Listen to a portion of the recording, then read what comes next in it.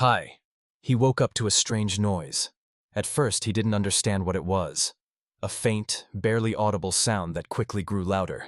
It was a knock on the door. Not just any knock, but a harsh, persistent one, as if someone knew there was something important behind that door. Something they couldn't leave alone. But before you get comfortable, please hit the like button, subscribe to the channel, and let me know in the comments which city you're watching from and what time it is there.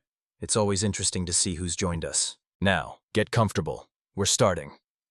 It was a biting cold morning in the outskirts of Chicago, the kind that made your breath catch in the air and your fingers numb before you even had the chance to start your day. The early hours seemed to stretch endlessly.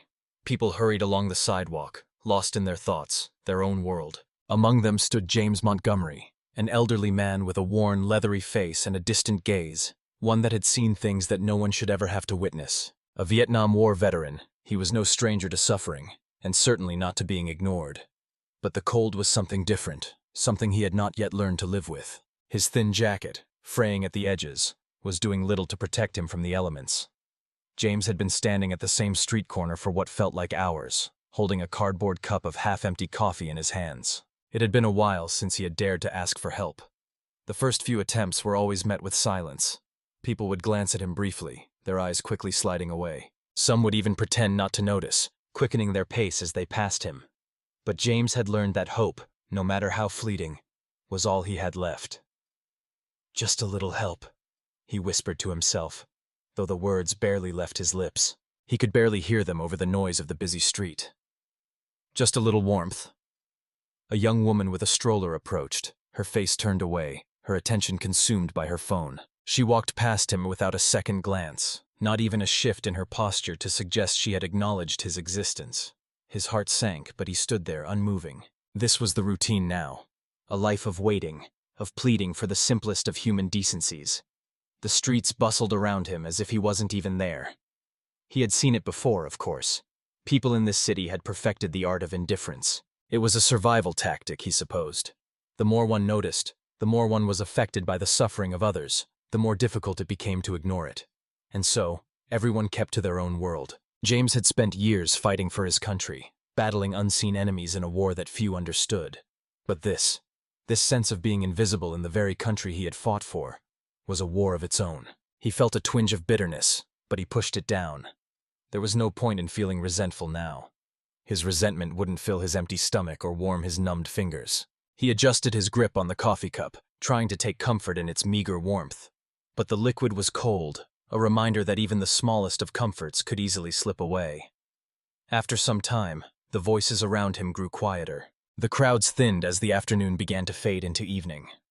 James glanced at the sky, where streaks of orange and pink were beginning to fade, swallowed up by the gray clouds. It wouldn't be long before darkness descended, bringing with it even colder air.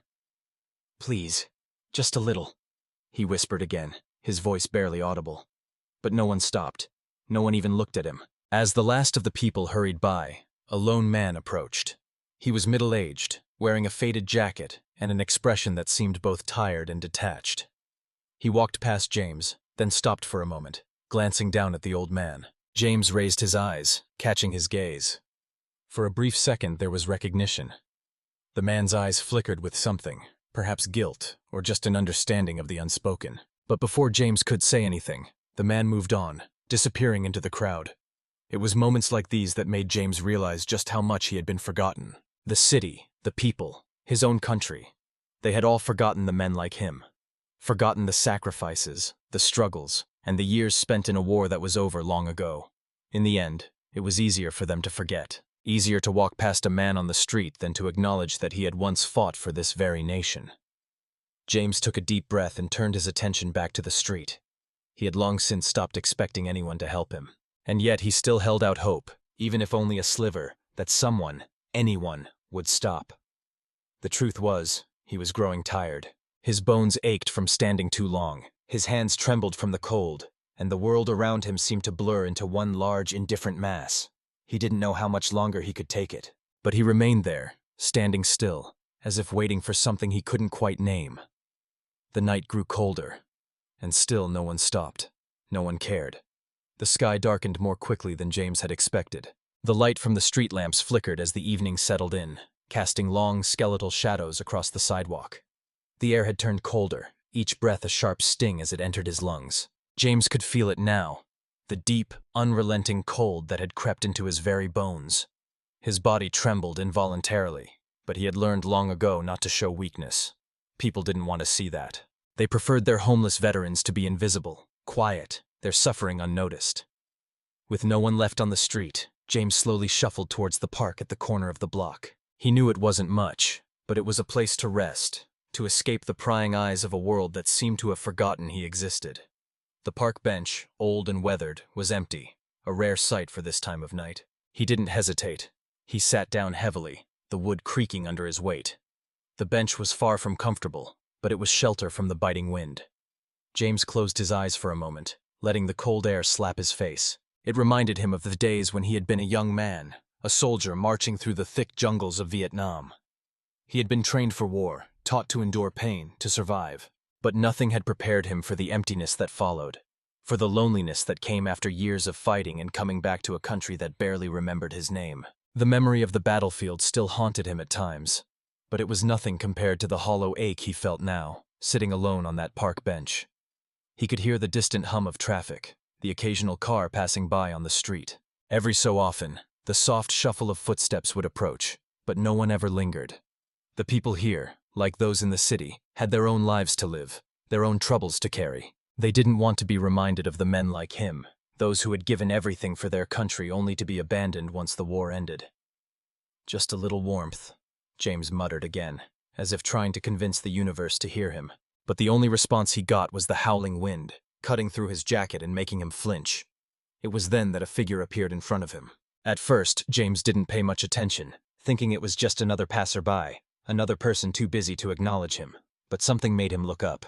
The person was standing there, a man perhaps in his mid-40s, dressed in an old faded jacket. He didn't seem to be in a hurry. His eyes were not hurried, nor were they filled with the typical indifference James had grown so accustomed to. Instead, the man's gaze lingered for a moment. It wasn't judgmental or pitying, just curious. "Are you all right?" the man asked, his voice low, but clear in the quiet of the park. James stared at him for a moment, caught off guard by the question. He wasn't sure how to respond. He had stopped expecting anyone to ask, stopped believing that someone might care enough to stop and check.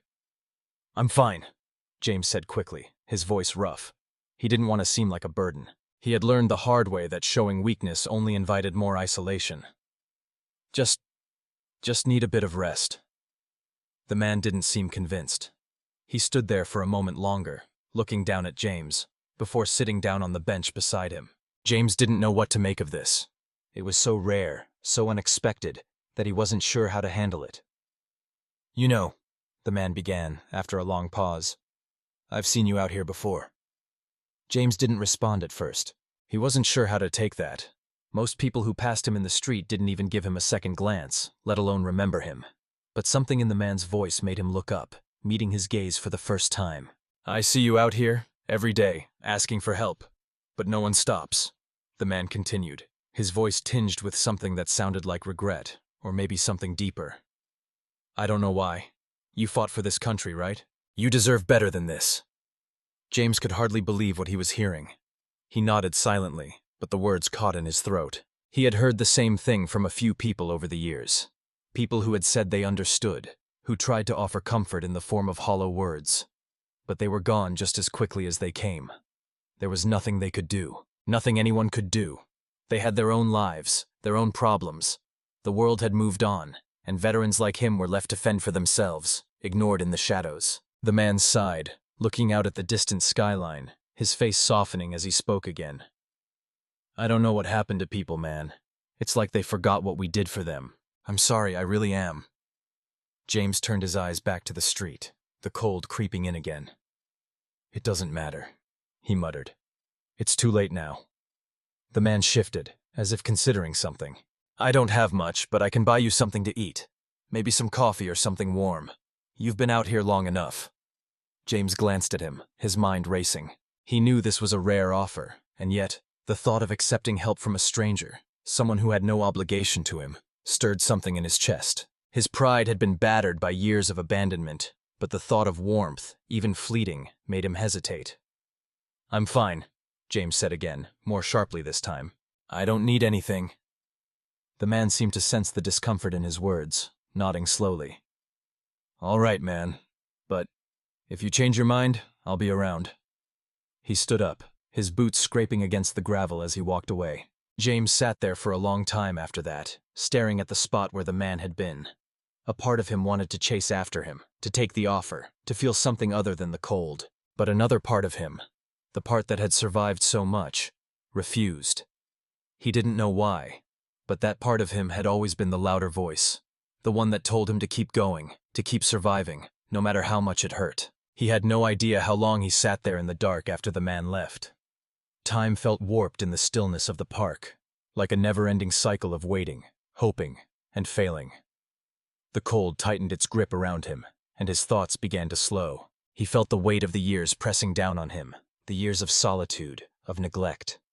As he slowly closed his eyes, the last thing he heard was the sound of the wind, biting and cold. The hours that followed the man's departure were a blur for James. He couldn't recall how long he had been sitting there, but the cold seemed to get worse with every passing minute. His teeth chattered involuntarily, and his hands, now stiff and numb, curled tightly around his jacket in a desperate attempt to shield himself from the biting air.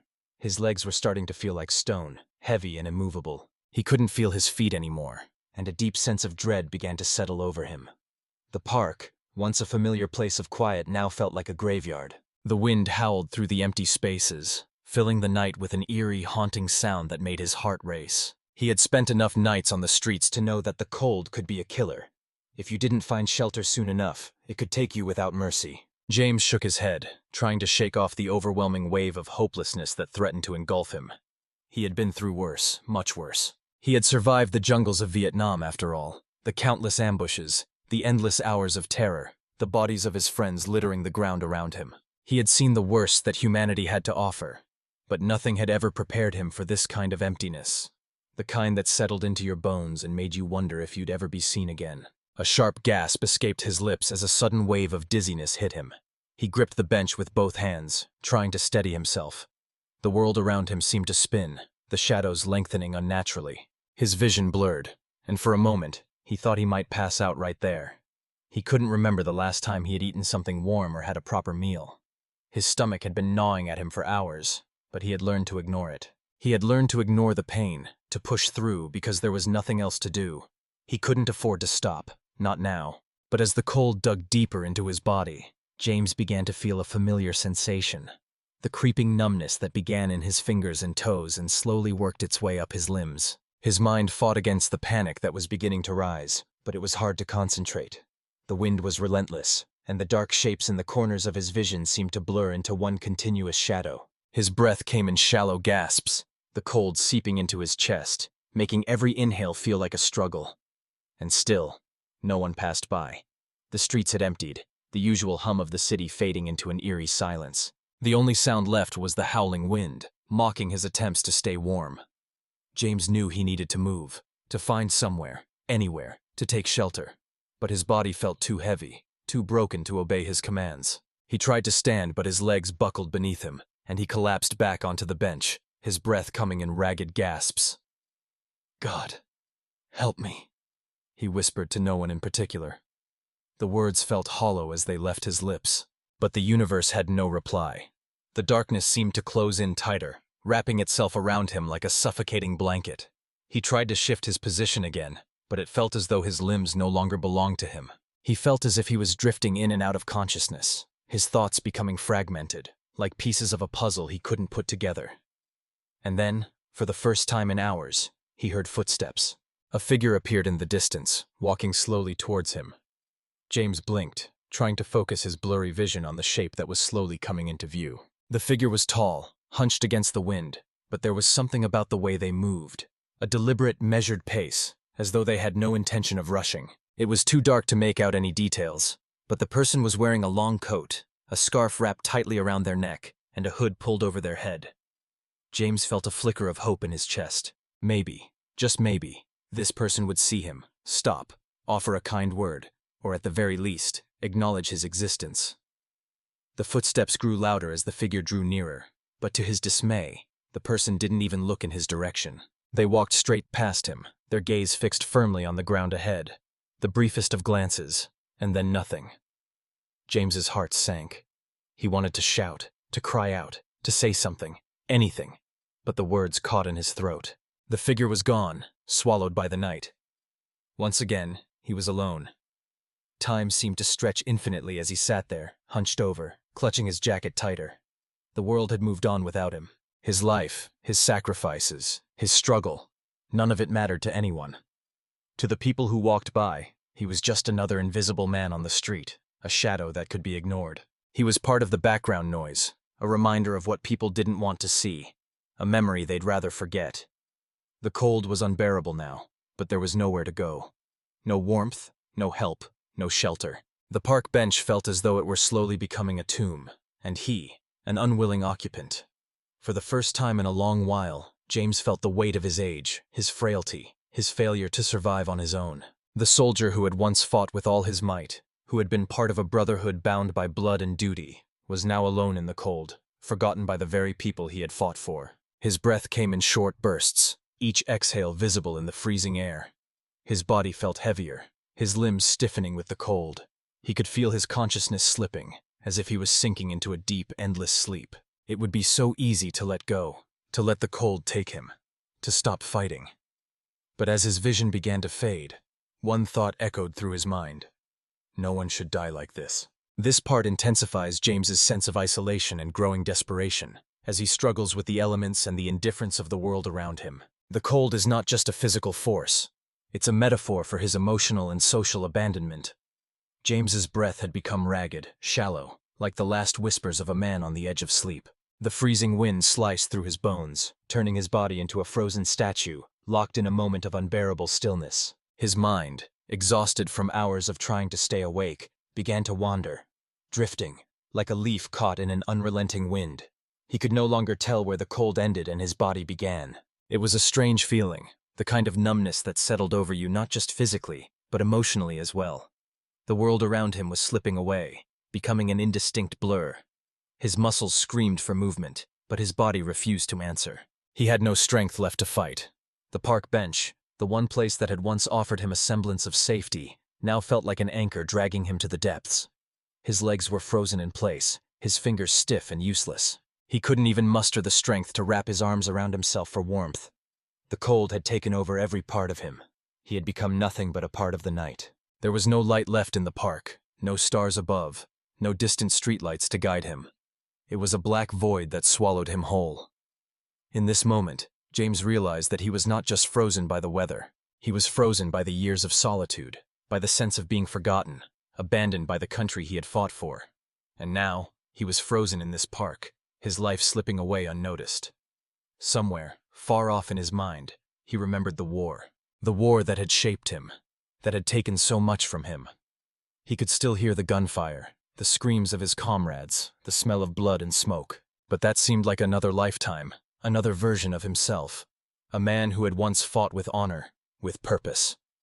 Now the man who had stood on those battlefields felt like a stranger, a distant memory. His thoughts were interrupted by the distant sound of footsteps, slow, deliberate, and heavy, as if the person had all the time in the world. James's heart skipped a beat. Maybe this time someone would stop. Maybe this time the universe would send him a miracle. But even as the footsteps grew closer, he knew deep down that this moment would not be the one that saved him. It was too late. He could barely lift his head, let alone speak, and his body had all but given up. A shadow loomed over him. The footsteps had stopped. For a brief moment, he felt something stir within him, a flicker of hope, a final plea for recognition. But the shadow remained silent, unmoving. Then, a voice. Not the one he had expected. Not the voice of a rescuer or a kind stranger. Instead, it was low and gruff, with an edge of impatience. "What the hell are you doing out here?" James tried to focus on the figure standing before him. It was a man, tall and broad-shouldered, dressed in a heavy coat and boots that crunched in the snow as he shifted his weight. There was a bitter edge to his tone, as though he had seen too much of the same thing. Too much of men like James who had nothing left but the cold. I'm fine," James managed to rasp, his voice barely audible, like the faintest of whispers. The man snorted in disbelief. "Fine? You look like you're about to freeze to death, old man. What's wrong with you?" Can't you see the goddamn weather? His words were harsh, not out of cruelty, but out of frustration, maybe even anger. You can't just sit out here and die. James couldn't find the energy to argue. He had no fight left in him. His body trembled as the man knelt down beside him, his presence somehow warmer than the bench, but still not enough to dispel the icy grip that had overtaken James's body. What's your name? The man asked, his tone softer now, as though his anger had been momentarily replaced by something like concern. James, he replied, though it sounded more like a sigh than an answer. James Montgomery. The man's brow furrowed. He looked at James for a long moment, his eyes narrowing with some unspoken thought. James Montgomery, he repeated slowly. You a vet? James nodded weakly, his eyes flickering open for a moment to meet the man's gaze. He wasn't sure why he had told him. Maybe it was the desperate need to be seen, to have someone acknowledge the years of sacrifice and pain he had endured. But at this point it didn't matter. What did it matter that he had once fought in a war, when no one cared about the men who came back? The man seemed to process this information, his face hardening for a moment before he cursed under his breath. Figures, he muttered. Figures you'd be out here like this. James barely had the strength to lift his head. He was fading, his body too far gone to respond with anything more than a faint nod. The man didn't say anything for a while, just stared down at the street, lost in his own thoughts. James wondered if he was going to leave just like all the others. But then the man stood up, his boots crunching on the snow, and James thought that was it. That this would be his last moment, a moment of solitude in a world that never cared. But then, without warning, the man reached into his coat pocket and pulled out a thermos. Here, he said, his voice suddenly softer.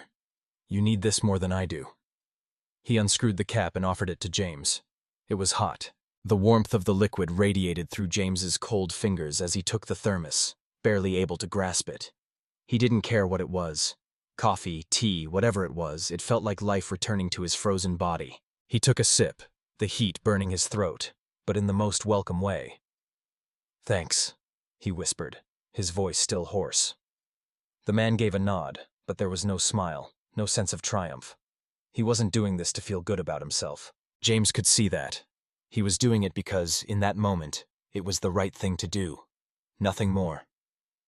Don't die out here, old man, the man said, his voice quiet but serious. You've got a lot more fight in you. Don't waste it. With that, the man stood up and walked away without another word, his footsteps crunching in the snow, leaving James sitting there, still struggling to hold on to whatever fragment of life remained within him. James watched the figure disappear into the night. The cold, once unbearable, had been momentarily staved off by the warmth of the drink. He knew he wasn't out of danger yet, but for the first time in hours, there was a flicker of life, a reminder that not everyone had forgotten about him. The world might be indifferent, but sometimes there were brief moments where it could surprise you, where someone, even a stranger, could remind you that you weren't completely invisible. For the first time in a long time, James felt the sting of tears in his eyes, but he didn't wipe them away. Maybe the fight wasn't over. Maybe, just maybe, he had one more battle left to win. The warmth from the thermos lingered in James's chest, spreading like a slow ember as the bitter cold continued to gnaw at his extremities. His fingers, though stiff, now felt a small touch of relief. The brief contact with the stranger, the shared warmth, it was more than he had hoped for in years. But it was fleeting, like a dream he couldn't hold on to. As he sat there, staring into the distance, he realized that despite the small flicker of humanity that had passed through him, the cold still had a vice grip on his body. The world had not changed. The night still loomed heavy around him, each minute dragging on like hours. He tried to focus on the small moments of warmth from the coffee, but they did little to push back the overwhelming sensation of his body shutting down. His mind wandered back to the years he spent in Vietnam. In the field, it was the physical pain, the cuts, the bruises, the bleeding that took precedence. But here, in this park, in this city, it wasn't just the physical that hurt. It was the complete, gnawing ache of abandonment, of being made invisible. In the war, when men fell, there was always someone to help, to fight, to pull you out of danger. But in the city, where the noise of life was so deafening, there was no one left to call your name, no one to pull you from the darkness.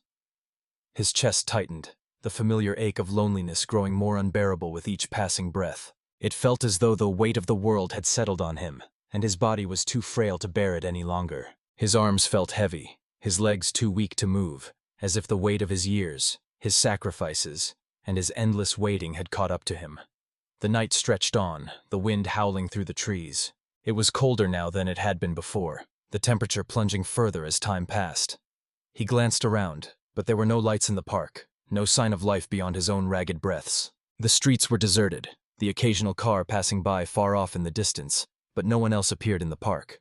James tried to stand once again, but his legs gave way beneath him. He collapsed back onto the bench, the shock of the cold seeping through his coat and into his bones. He winced at the pain that surged through his joints, but there was no fight left in him. The struggle of rising to his feet was a memory now, a distant recollection of someone who used to care about the battle, about surviving. But now, it was a slow fade. The war, the hardships, they were all distant echoes in his mind. What mattered now was simply surviving the night. But that seemed an impossible task. He glanced down at his hands, cracked and stiff, unable to move properly. A deep sigh left his lips as his eyes closed briefly. He had never imagined that this would be the end. He had fought for years, against enemies, against his own fears. But this was different. This wasn't a battle he could fight with skill or strength. This was about endurance, and he had no strength left. His chest tightened again, and this time, it felt like the beginning of something more ominous, something final. The shivers started again, but this time, they were deeper, harder to shake off. His head began to spin, the cold seeping into his mind as well as his body. The edges of his vision blurred, and he found himself slumping forward, unable to hold himself up. "Just a little longer," he whispered to himself, though his voice was weak. He wasn't sure if he was speaking to himself or to the ghost of a person he used to be, the soldier who never gave up, who never stopped fighting. But that man, that version of himself, seemed so far away now. The cold kept its relentless grip on him, and every breath felt like it might be his last. He had no strength left to keep his eyes open, and so, despite the terror that gripped him, he let them fall shut. His mind drifted, thoughts scattering, floating in and out of coherence. A while later, there was movement nearby. The soft scraping of boots in the snow, faint but distinct. James could barely hear it, his mind so heavy and his body so cold, but it was there, the unmistakable sound of someone approaching. The figure loomed over him again, a silhouette against the faint light of the distant street lamps. For a moment, James couldn't focus. His head was spinning, his thoughts muddled. But he managed to raise his eyes just enough to see the figure standing in front of him. He could barely make out their features, but it was the same person, the one who had given him the thermos of warmth earlier. James's heart fluttered weakly in his chest. Perhaps this was a sign. Maybe this was the intervention he had been waiting for. Maybe the universe had not abandoned him after all. But the man didn't speak. Instead, he looked down at James with a mixture of concern and frustration. There was no grand speech, no declarations of heroism. Just a quiet moment, a stranger standing before a dying man. The man crouched down beside him, his breath coming in soft, visible puffs in the frigid air. "You're not gonna make it out here. You know that, right?" His voice was quieter now, not harsh, just matter of fact. James's lips parted, but the words didn't come. He wanted to explain, wanted to tell him that he had no fight left, that he had no strength to keep going. But it was too hard to speak. The cold had stolen his voice, stolen his will. "Look, old man," the figure said, his voice growing more urgent. "I'm not here to let you die out here. I'm not a hero. I don't have the answers, but I'm not gonna just leave you like this." James didn't know how to respond, didn't know if he even could. He wanted to tell the man that it was too late, that it didn't matter. But instead, all he could do was lay there, helpless, as the world faded from view. But the man wasn't done yet. With a final grunt, he reached down and pulled James into his arms, hoisting him up with surprising strength. The cold seared through James's body like 1,000 needles, but the warmth of the man's body against his was enough to pull him from the edge. "Let's get you somewhere safe," the man said, his voice low and urgent, as he started walking toward the street, carrying James as if he were a child. The world blurred around James. The last thing he remembered was the sound of footsteps crunching through the snow, the faint sound of the man's voice, and then, finally, the darkness. The world was nothing but shadow and cold. The ground beneath James felt like a distant memory, a sensation he couldn't quite grasp anymore. His body, still heavy with the chill of the night, was no longer his own. It had become something separate from him, a fragile vessel that could no longer fight the forces working against it. The tightness in his chest, the slow, painful drawing of breath, all felt like parts of another life. But there was warmth now, an unfamiliar sensation against the deep frost of his body. The man had lifted him, had carried him as though he weighed nothing. But James could feel the effort in the man's movements, the struggle of his breathing, and the urgency in the way he moved. His mind tried to latch onto the details, to cling to this new reality, this unexpected act of kindness. But it was as if his thoughts kept slipping through his fingers. He couldn't remember the last time someone had cared this much. Not in all the years since he'd returned from Vietnam. Not in all the sleepless nights spent wandering the streets, his stomach empty and his heart broken. He could hear the distant sound of footsteps crunching in the snow, and for a moment, he imagined that he was back in the jungle again, surrounded by the deafening sounds of the world closing in around him. The warmth, the softness of the man's arms, it was like a dream. His vision swam in and out of focus. Faces flickered, moments from his past blurred, and then the cold would pull him back, shaking him awake, making him realize he was still here, still clinging to the remnants of life. But how much longer could he last? "Stay with me, old man." The man's voice broke through the haze of James's thoughts. It was steady, but there was an edge to it, a determination that James had not heard in years. It was the sound of someone who had been through his own struggles, who understood what it meant to hold on, even when the odds were stacked against you. James wanted to respond, to tell him he didn't have the strength, that he had been fighting for too long, and that this was where the battle ended. But his lips barely moved, his body unwilling to obey. His eyes fluttered open for a moment, catching a glimpse of the dark night sky above, the bare branches of trees looming like specters. It felt surreal, like he was caught between two worlds, one where he was alive, and one where he was slipping into the void. The man didn't stop walking. His steps were slow but steady, each one a reminder that there was still someone who cared enough to fight for him. And maybe, just maybe, that was the most important thing. Someone caring. It had been so long since anyone had truly cared about him, about his well-being. The people in the streets who had passed him by, the ones who had looked the other way, they hadn't cared. They hadn't seen him. But this man, this stranger who had come out of nowhere, he was carrying him like he mattered, like he wasn't just another forgotten soul. They reached a building, a low-rise apartment complex that loomed above them like a fortress against the dark sky. The man pushed open a door and stepped inside, carrying James with surprising strength despite his own apparent exhaustion. The warmth that hit James as they crossed the threshold was almost unbearable. It was a shock to his frozen system, the heat wrapping around him like a comforting blanket. He could smell food, something warm and rich, wafting from somewhere deeper inside. The man maneuvered him carefully into an armchair near a small stove, his hands gentle despite their urgency. "You're gonna be all right," he said again, though the words seemed more for his own reassurance than for James. The man stepped back, quickly grabbing a blanket from a nearby shelf and draping it over James's trembling form. James wanted to speak, wanted to tell him that he didn't need saving, that he was done, that his time had passed. But his voice was a rasping shadow, unable to produce more than a broken sigh. The warmth of the room was starting to melt the frost from his limbs, but it also made the exhaustion he'd been fighting so hard to suppress come rushing forward. His eyelids were heavy, and his body was no longer a thing he could control. It felt like surrender, but there was something oddly peaceful about it, a quiet acceptance of what was happening. He closed his eyes briefly, just to rest, he told himself. He had earned it after all. The warmth, the comfort. It felt like the first real sleep he had had in years.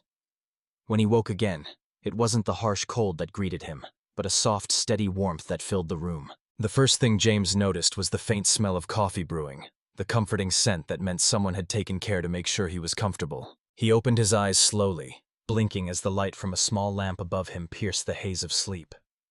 The man was sitting nearby, his back to the stove, stirring something in a pot on the small kitchen counter. James tried to move, but his limbs still felt heavy, uncooperative. The blanket was wrapped around him like a cocoon, and he could feel the warmth seeping into his tired muscles. He took a slow, careful breath, testing his body's limits.